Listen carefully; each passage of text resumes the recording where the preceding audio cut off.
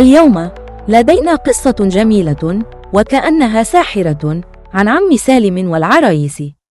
هل تساءلت يوما لماذا يرتبط الأطفال بالعرايس بشكل خاص؟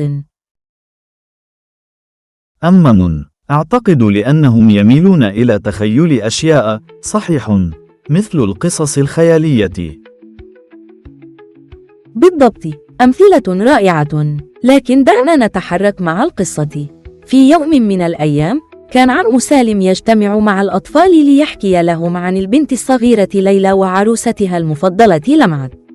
كانت قد أخذتها معها في كل مكان، حتى الحمام. تخيل أنك تأخذ عرائس معك عندما تغسل يديك. يمكن تخيل ذلك، لكن هل هذا أمر صحي؟ كلا، أقصد في العقل. كيف يربط الطفل العروسة بهذا القدر؟ إنها مشاعر جميلة تصنع ارتباطا عاطفيا، لكن كما رأينا هناك حدود. عندما بدأت لمعة العروسة في الكلام، اندهش الأطفال وسألوا: العروسة تكلمت؟ وهذا يقودنا إلى فكرة: متى يجب أن نتوقف عن الخيال؟ مهم، حقا مثير للاهتمام. لكن ماذا عن العرايس الأخرى؟ هل هناك عروسة تتحدث في كل مكان؟ أعتقد أنه سيكون ممتعا إذا كانت كل عروسة لها شخصية. ماذا لو أن العروسة تخبر ليلى أنه يجب ألا تتحدث إليها في الليل؟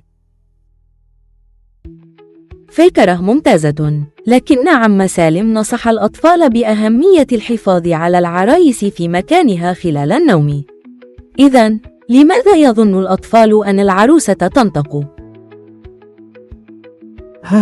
هل هي مجرد تخيلات؟ مثلا، مثلما يتحدث بعضنا إلى الحيوانات الأليفة، هل يعكس ذلك حاجة البشر للتواصل؟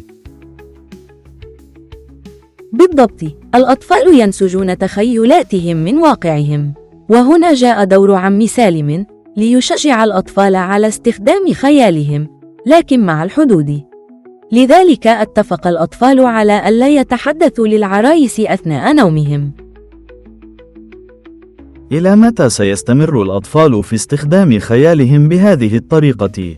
هل يظلون دائما مرتبطين بالعرايس، أم أنهم سينتقلون لأشياء أخرى مثل تكنولوجيا اليوم؟ هذا هو السؤال. ربما يحب الأطفال العرايس، لكن مع تقدمهم في العمر ينتقلون نحو مهن أكبر مثل الألعاب الإلكترونية. بالتأكيد سيظل لديهم بعض الذكريات عن لمعة.